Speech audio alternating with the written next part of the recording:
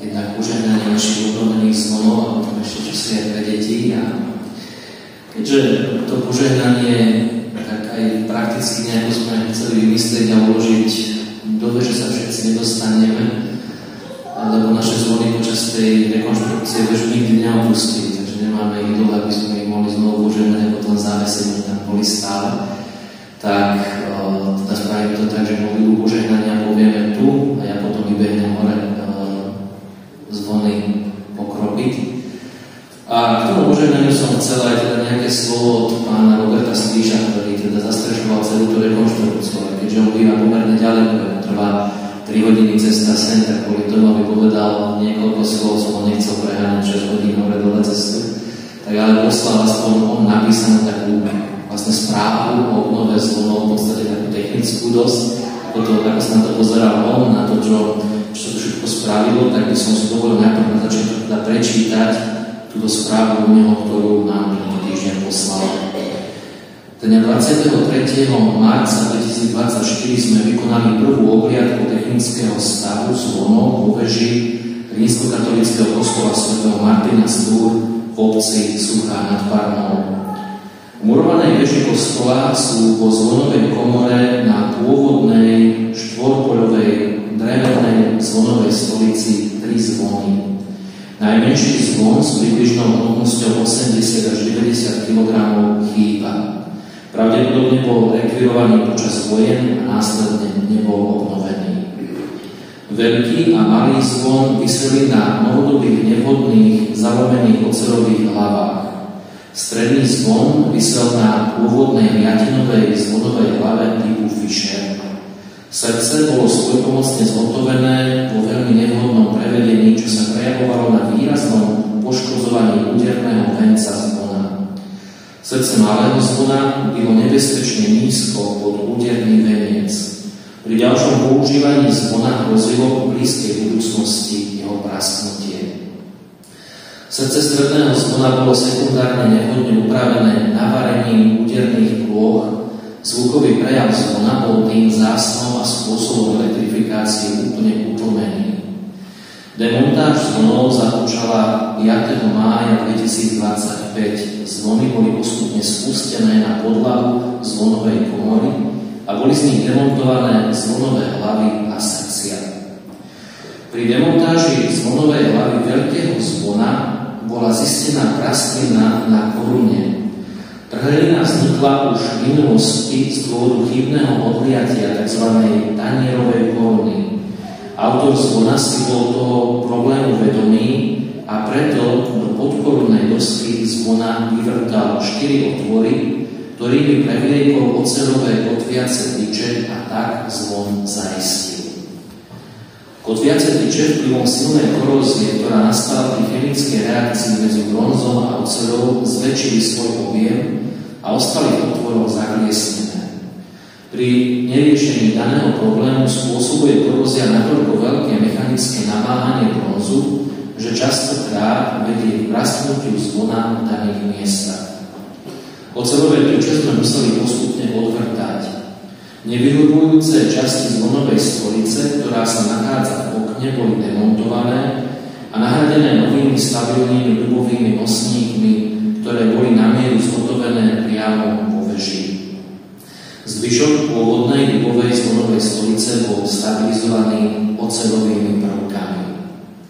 Zvonom bolo zhotovené nové technické vybavenie v podobe drevených zvonových hlav z 5 rokov sušeného ľubového dreva. Drevo absorbuje všetky nežiaduce vibrácie, ktoré sa tvoria počas zvonenia. Výhodou tvrdého dreva je taktiež vyššia životnosť oproti oceľovým zvonovým hlavám, ktoré po 10 ročiach neustáleho mechanického namáhania častokrát praskajú. Vo zvonových hlavách sú zapustené oceľové poloosy s ložiskovými jednotkami. Tie zabezpečujú hladký chod zvonov. Ložiskové jednotky sú bezúdržbové a vyžadujú minimálne mazanie. Zvonové srdcia vodných proporcií boli vykuté z mäkkej ocele a následne vyžíhané, aby sa dosiahla najnižšia možná tvrdosť. Vždy platí, že opotrebovávať sa má hlavne srdce a nie zvon. Srdcia sú na čapoch centrálne skrutky uchytené pomocou plátov ovedzej kože, ktoré tlmia nárazy srdca a pohľcujú nežiaduce vibrácie. Na zvony bol inštalovaný elektrický pohon v podobe lineárnych motorov. Lineárny motor si je možné predstaviť ako klasický rotačný asynchrónny motor rozvinutý na plochu. Medzi motorom a kovovou platňou, ktorá je umiestnená na zvonovej hlave, je približne 5 mm medzera.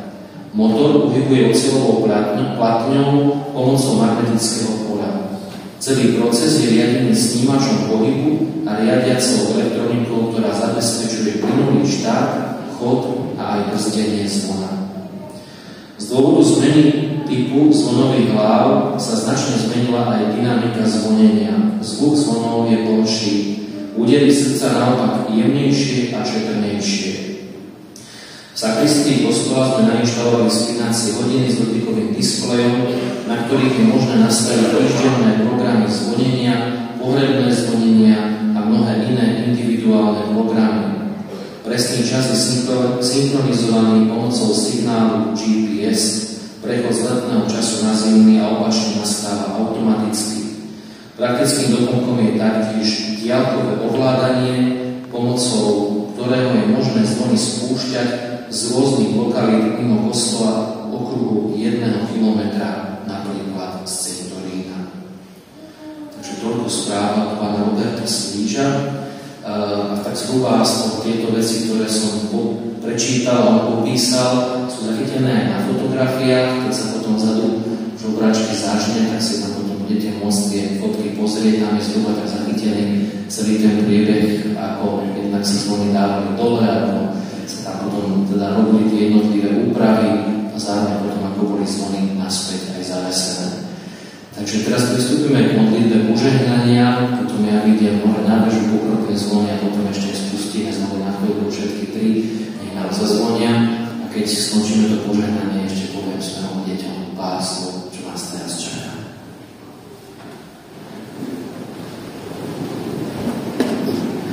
Bratia a sestry, zasvitol nám radostný deň, keď tento kostol dostáva obnovené zvony a núka sa nám príležitosť velebiť Boha týmto slávením.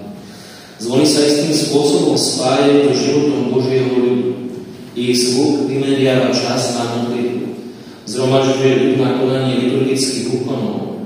Upozorňuje veriacich na dôležité udalosti, ktoré sa týkajú tejto časti cirkvi alebo jednotlivých veriacich a naplňajú ich radosťou alebo aj bolesťou.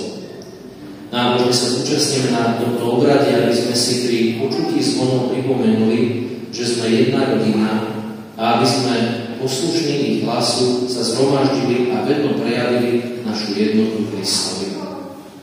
Vypočujme si slova svätého Evanjelia podľa Marka. Ježiš sa napokon zjavil 11, keď sedeli pri stole a vyčítali neveru a tvrdosť srdca, že neuverili tým, čo ho videli skrieseného. A povedali: Choďte do celého sveta a hlásajte evanjelium všetkému stvoreniu. Kto uverí a dá sa pokrstiť, bude spasený, ale kto neuverí, bude odsúdený. Oni sa rozlišili a všade kázali. Pán im pomáhal a ich slova potvrdzoval znameniami, ktoré ich sprevádzali. Počuli sme slovo Pánovo.